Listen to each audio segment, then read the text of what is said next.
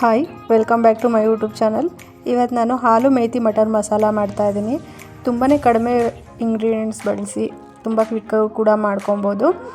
Same restaurant ಸ್ಟೈಲಲ್ಲೇನೇ ಮಾಡಿದ್ದೀನಿ. ಇದನ್ನು ಹೇಗೆ ಮಾಡೋದು ಅಂತ ನೋಡ್ಕೊಳ್ಳೋಣ ಬನ್ನಿ.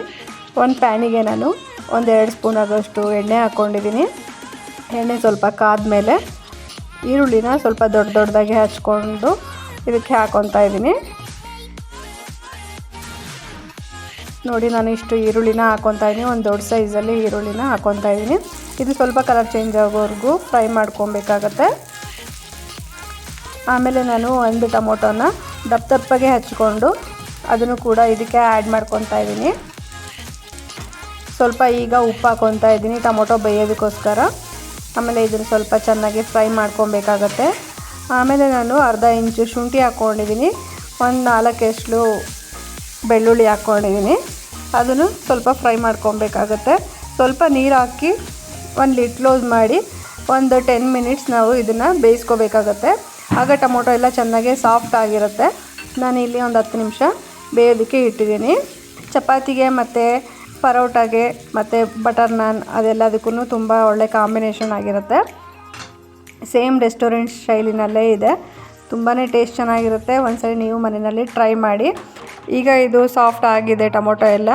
ಈಗ ನಾನು ಸ್ವಲ್ಪ ತಣ್ಣಗಾಗೋದಕ್ಕೆ ಬಿಟ್ಟು ಆಮೇಲೆ ಮಿಕ್ಸಿಗೆ ಹಾಕಿ ರುಬ್ಕೊತಾ ಇದ್ದೀನಿ.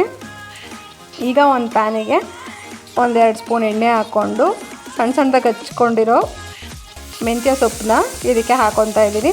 ಇದು ಸ್ವಲ್ಪ ಸ್ಮೆಲ್ ಹಸಿ ವಾಸನೆ ಹೋಗೋವರೆಗೂ ಫ್ರೈ ಮಾಡ್ಕೋಬೇಕಾಗತ್ತೆ. ಇದು ಬೇಗನೆ ಬೆಂದೋಗ್ಬಿಡುತ್ತೆ, ಅಷ್ಟೇನು ಟೈಮ್ ತೊಗೊಳ್ಳೋದಿಲ್ಲ.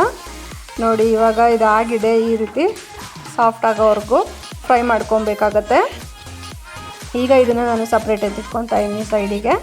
ಈಗ ಒಂದು ಪಾತ್ರೆಗೆ ಎಣ್ಣೆ ಹಾಕ್ಕೊತಾ ಇದ್ದೀನಿ 2 ಸ್ಪೂನು. ಸ್ವಲ್ಪ ಎಣ್ಣೆ ಎಲ್ಲ ಚೆನ್ನಾಗಿ ಕಾದ್ಮೇಲೆ 1 ಸ್ಪೂನು ಜೀರಿಗೆ ಹಾಕ್ಕೊತಾ ಇದ್ದೀನಿ. ಆಮೇಲೆ 1 ಬೌಲಷ್ಟು ಈರುಳ್ಳಿ ಹಾಕ್ಕೊತಾ ಇದ್ದೀನಿ. ಸಣ್ಣದಾಗಿ ಹಚ್ಕೊಂಡಿರೋ ಈರುಳ್ಳಿ ಹಾಕ್ಕೊತಾ ಇದ್ದೀನಿ. ಈರುಳ್ಳಿ ಸ್ವಲ್ಪ ಕಲರ್ ಚೇಂಜ್ ಆಗೋವರೆಗೂ ಫ್ರೈ ಮಾಡ್ಕೊಬೇಕಾಗತ್ತೆ.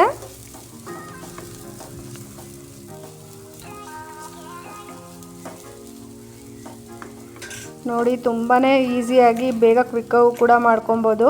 ರೆಸ್ಟೋರೆಂಟ್ ಸ್ಟೈಲಿನಲ್ಲಿ ಆಲೂ ಮೇಥಿ ಮಟರ್ ಮಸಾಲ ತುಂಬ ಸಿಂಪಲ್ಲಾಗಿ ಮನೆಗಳಲ್ಲೂ ಕೂಡ ಮಾಡ್ಕೊಬೋದು.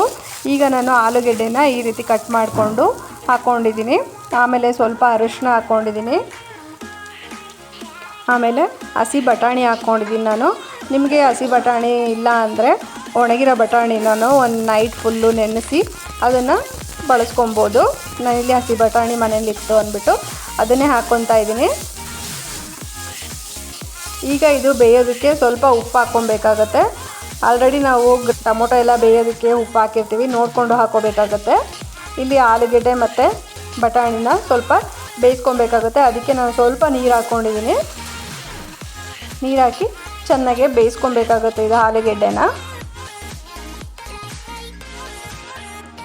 ನೋಡಿ, ಈಗ ಚೆನ್ನಾಗಿ ಕುದೀತಾ ಇದೆ.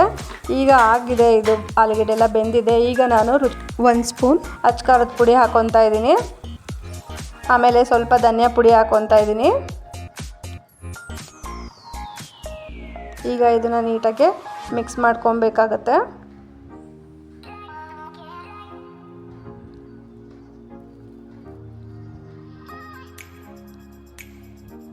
ಈಗ ನಾನು ಫ್ರೈ ಮಾಡ್ಕೊಂಡಿರೋ ಮೆಂತ್ಯ ಸೊಪ್ಪನ್ನ ಕೂಡ ಈಗಲೇ ಆ್ಯಡ್ ಮಾಡ್ಕೊತಾ ಇದ್ದೀನಿ.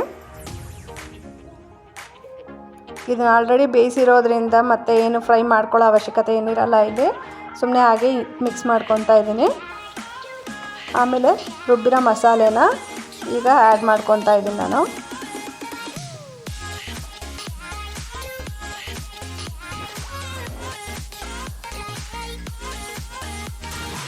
ನೋಡಿ, ಈಗ ನಾನು ತೆಂಗಿನಕಾಯಿ ಹಾಲನ್ನ ಸಪ್ರೇಟಾಗಿ ತೆಂಗಿನಕಾಯಿ ಹಾಲು ರೆಡಿ ಮಾಡಿ ಇಟ್ಕೊಂಡಿದ್ದೆ. ಅದನ್ನು ಕೂಡ ಇದೇ ಟೈಮಲ್ಲಿ ಹಾಕ್ಕೊತಾ ಇದ್ದೀನಿ.